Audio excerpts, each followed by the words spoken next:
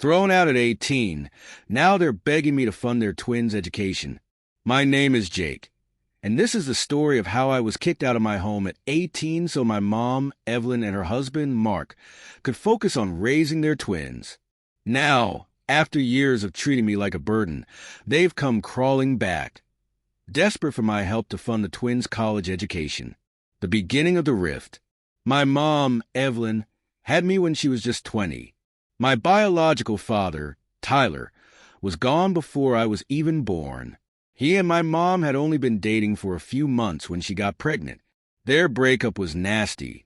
So when Tyler decided he wanted nothing to do with me, my mom didn't push him for child support.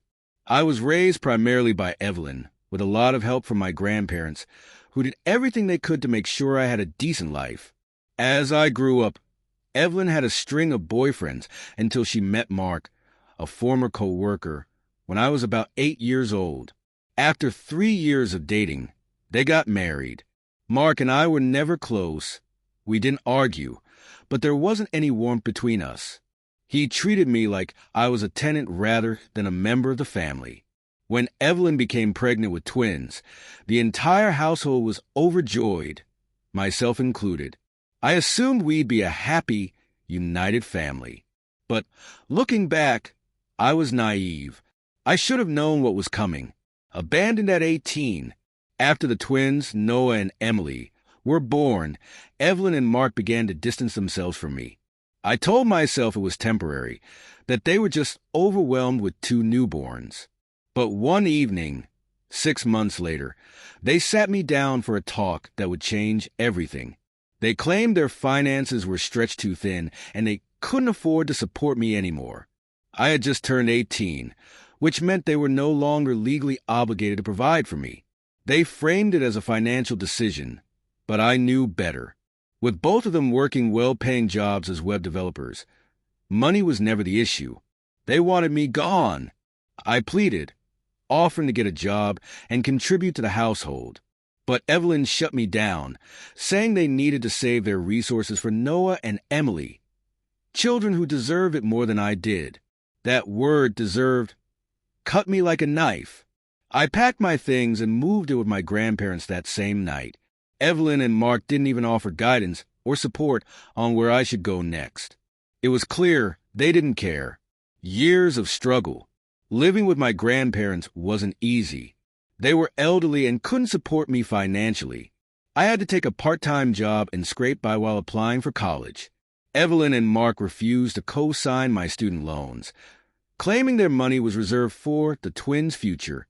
Thankfully, my uncle, Greg, stepped up and co-signed for me. College was a grind. I worked long hours to pay my bills, balancing studies and a part-time job just to survive. I didn't hear from Evelyn or Mark during those years. They never called, never visited, and didn't even attend my graduation. But despite the odds, I made it. After years of hard work, I landed a decent job and slowly climbed the ladder. My persistence paid off, and by the time I was 26, I was a senior manager at my company. My achievements were my own, built without any help from Evelyn or Mark. One day, out of the blue, Evelyn and Mark showed up at my door unannounced. I hadn't spoken to them in years. At first, I thought they might finally want to apologize for how they'd treated me, but I was wrong. Instead, they launched into a sob story about their financial struggles. Their business venture had failed, and they were drowning in debt. With Noah and Emily preparing for college, they were desperate for help.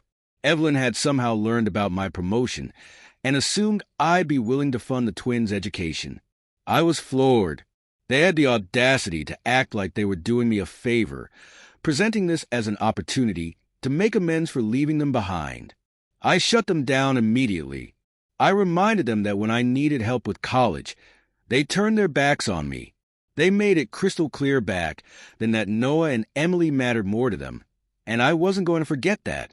Evelyn tried to guilt-trip me, bringing up how hard she had worked to raise me when I was younger. She painted herself as a selfless mother who made sacrifices for me, but I wasn't buying it. Raising me wasn't a favor.